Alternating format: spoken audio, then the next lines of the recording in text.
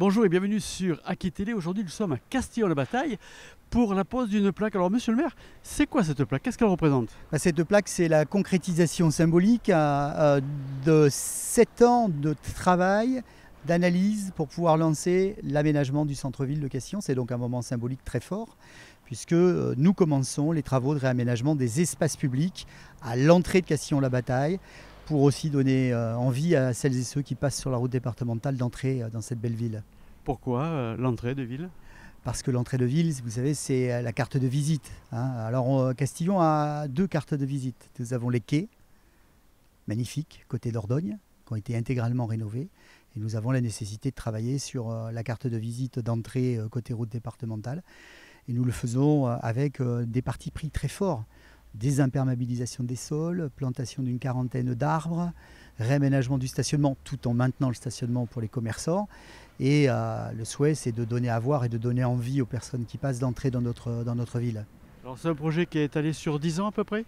Oui, on a commencé, je le disais, en 2017 et on commence à concrétiser les espaces publics avec un programme considérable puisque nous sommes là sur la première phase de travaux. Il y en aura 2 autres successives et au total, c'est 24 000 mètres carrés d'espaces publics qui vont être totalement réagencés pour offrir aussi des parcours de déambulation, pour limiter les bandes de roulement de la voiture parce qu'on réduit l'espace voiture au maximum. Et de vraies terrasses pour les commerces de bouche, puisqu'on a la chance d'avoir de nombreux restaurants qui ont ouvert ces dernières années. Mais si on vient à Castillon, si vous réduisez la circulation, on pourra quand même stationner? Oui, il faut dissocier 2 choses. La bande de roulement, c'est-à-dire la route elle-même, qui va être réduite aux normes minimales des routes, puisque tout ça est quand même réglementé. Et puis, les espaces publics. Et ces espaces publics, ils doivent être agréables. Donc on doit à la fois pouvoir venir se garer, ce qui sera le cas, nous ne supprimons aucune place. On pourra à la fois venir se garer, mettre sa voiture à l'ombre, ce qui n'est pas désagréable, et ensuite déambuler avec des poussettes, avec des enfants, pour les personnes à mobilité réduite. Tout ça sera agréable, vert, et donnera envie d'aller dans les commerces. Il y aura un parking payant? Non, il n'y aura pas de parking payant, nous sommes une petite commune, moi je suis très attaché à la gratuité, mais par contre, il y aura sans doute une zone bleue réactivée avec un peu de force et de vigueur. Parce que certains ont tendance à considérer que on peut sortir, faire un peu de sport, courir jusqu'à sa voiture et tourner son disque. Vous voyez ce que je veux dire? Les commerçants eux-mêmes parfois se livrent à ça. Moi, je souhaite que les voitures puissent avoir des rotations régulières pour qu'un maximum de personnes puissent venir et aller dans les commerces. Voilà, donc la zone bleue restera en place. Alors tout ça, ça a un coût. Qui paye?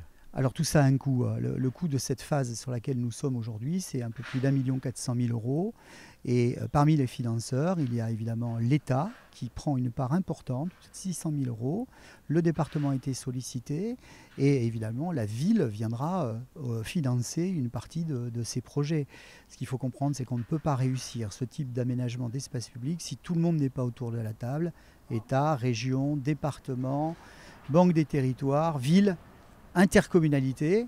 Et donc le rôle du maire, c'est de faire des additions dans tous les sens du terme, des additions de partenaires, mais aussi des additions de budget. Et là, les couleurs politiques n'ont plus intérêt d'être.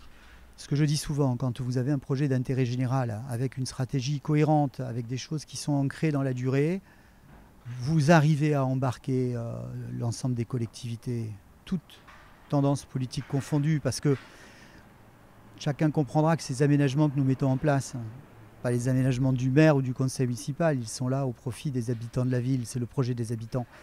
Et donc moi je salue dans un esprit girondin de concorde l'ensemble des collectivités avec lesquelles je travaille, parce que nous avons effectivement des orientations et des sensibilités politiques différentes, mais nous sommes tous réunis dans cet objectif d'intérêt général. Dernière question, on va voir les changements à partir de quand? On va les voir dès le mois d'octobre. Ça va être rapide puisque cette première phase sera terminée en octobre. Et donc ensuite, on va s'approprier ces premiers aménagements. Et puis ensuite, à partir du deuxième semestre de 2026, c'est-à-dire après les élections municipales, on lancera la deuxième phase qui montera jusqu'au PMU et qui, elle, verra se refaire l'ensemble des trottoirs et la mise en place des terrasses. Donc si par exemple, pour les prochaines élections municipales, vous n'êtes pas réélu, que votre adversaire, il peut l'arrêter le projet ou pas? Alors c'est là qu'intervient le traité de concession que j'ai signé, puisque nous avons concédé les aménagements publics de la ville par un traité, c'est-à-dire par un contrat, en nous engageant sur 10 ans. Donc quel que soit le maire demain qui sera installé à l'hôtel de ville ou la majorité présente, ce projet continuera. Il n'est pas gravé dans le marbre, mais il est inscrit dans les engagements solennels qui ont été pris par la ville. Et donc, je suis assuré de le voir se réaliser. Ça sera l'un de vos projets préférés de votre mandature? C'est un projet important et phare parce que dès que vous commencez à toucher aux aménagements et aux espaces publics, vous donnez à voir. On a fait beaucoup de choses sur du logement ancien dégradé, derrière des façades. Ça ne se voit pas toujours. Là, ça se voit vraiment. Ça et le retour des commerces en Castillon avec plus de 25 commerces et activités nouvelles depuis presque 3 ans. Ça se voit, voilà. Et je pense que c'est un signal aussi important, qu'on envoie aux habitants. Nous ne sommes pas ici abandonnés de tous. Nous sommes dans une petite ville qui retrouve ses marques, qui se reconstruit sur elle-même et qui fait en sorte que demain, ces projets puissent profiter à l'ensemble des habitants. Monsieur le directeur, quelle est votre action ici pour cette manifestation? Alors aujourd'hui, InCité est mandaté par la ville de Libourne depuis maintenant 3 ans. On est l'aménageur du centre ancien avec plusieurs problématiques qu'on traite, à la fois la question de l'insalubrité et du mal logement, la question de l'espace public et la redynamisation du commerce. Alors pour ici, pour Castillon-la-Bataille, il y a un projet qui est un peu unique en soi. Qui est un projet qui est d'envergure unique au niveau national, puisque pour une commune de 3200 habitants, on est sur une opération de 10 ans qui va représenter quasiment 17 millions d'euros d'investissement pour la collectivité. C'est un peu plus de 27 000 m² d'espace public qui vont être retraités, donc effectivement à l'échelle nationale, ça n'est sans commune mesure. Alors, quand vous dites la collectivité, ce n'est pas elle qui paye toute seule, elle est accompagnée. Exactement. Il y a plusieurs partenaires financeurs. Il y a l'État, évidemment, naturellement, la région, le département, la collectivité, l'intercommunalité. Donc effectivement, c'est un groupe de plusieurs partenaires financiers qui a réussi à travailler de concert pour le développement de cette commune. Alors ici, on a posé la première pierre aujourd'hui, la plaque. Oui. Les travaux sont finis quand? Alors la première tranche devrait se terminer en début d'année 2026 et puis après la suite va se prolonger avec des échéances régulières jusqu'à la fin, donc 2030-2031. Madame la vice-présidente, cette inauguration de cette nouvelle plaque, c'est important pour vous? Oui, bien sûr, parce que c'est la matérialisation de l'accompagnement concret de la région Nouvelle-Aquitaine auprès de la commune de Castillon-la-Bataille sur son projet de revitalisation du centre-bourg. Et la région, quelle est son action?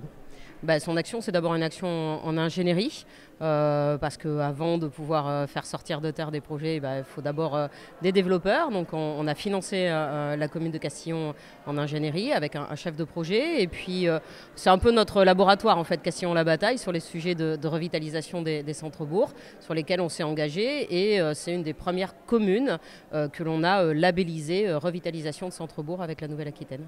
Alors vous êtes une locale, puisque vous êtes adjoint au maire de Libourne, vice-président du conseil régional. Vous favorisez pas un peu trop le département? Pas du tout, parce que j'étais pas vice-présidente à l'aménagement du territoire quand la qualification s'est faite. Mais je suis très contente en revanche qu'on ait des communes ici dynamiques. Castillon-la-Bataille, j'associe Sainte-Foy-la-Grande aussi, qui fait partie des 30 communes de Nouvelle-Aquitaine qui bénéficient de ce dispositif particulier. Et puis surtout, il n'y a pas de favoritisme dans le sens où des actions de revitalisation, d'accompagnement au dernier commerce alimentaire, aux logements sociaux communaux et de façon générale à les dispositifs de santé, des maisons de santé pluriprofessionnelles, ça, on le fait partout en Nouvelle-Aquitaine. Simplement, on a un focus un petit peu particulier pour les communes qui ont répondu à notre appel à manifestation d'intérêt sur la revitalisation des centres-bourgs. Et tant mieux si Castillon-la-Bataille et Sainte-Foy-la-Grande en font partie. Quel est pour vous votre meilleur projet que vous avez fait aboutir?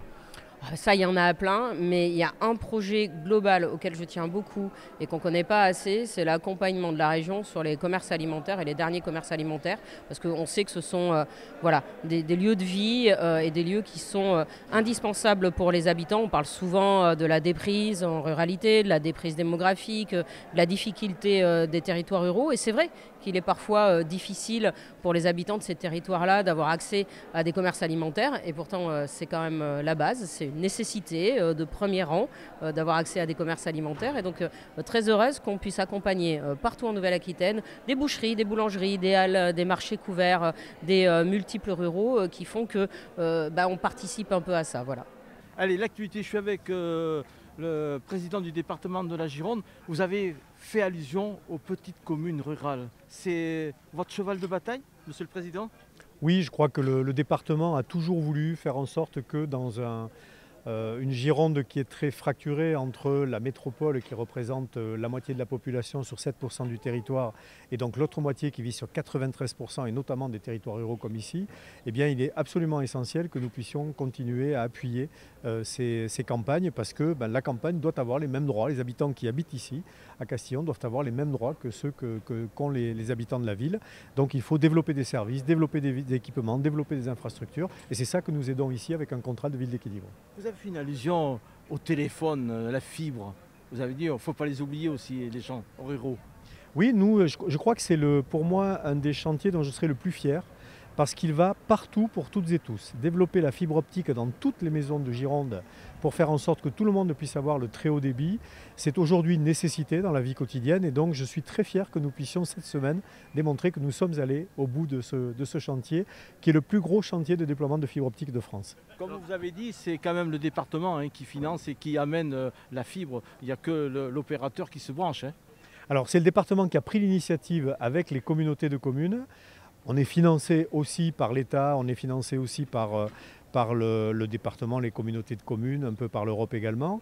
Mais ce qui est important, c'est de se dire que ce qu'on enterre, c'est-à-dire cette fibre optique que l'on ne voit plus, c'est elle qui permet aujourd'hui d'avoir le service au bout de son ordinateur. Et quand les opérateurs effectivement arrivent en disant « nous vous amenons le très haut débit », ils amènent un service, c'est vrai, mais par contre c'est nous qui avons amené cette infrastructure qui est d'ailleurs de propriété publique, c'est-à-dire qu'elle appartient à toutes les Girondines, à tous les Girondins.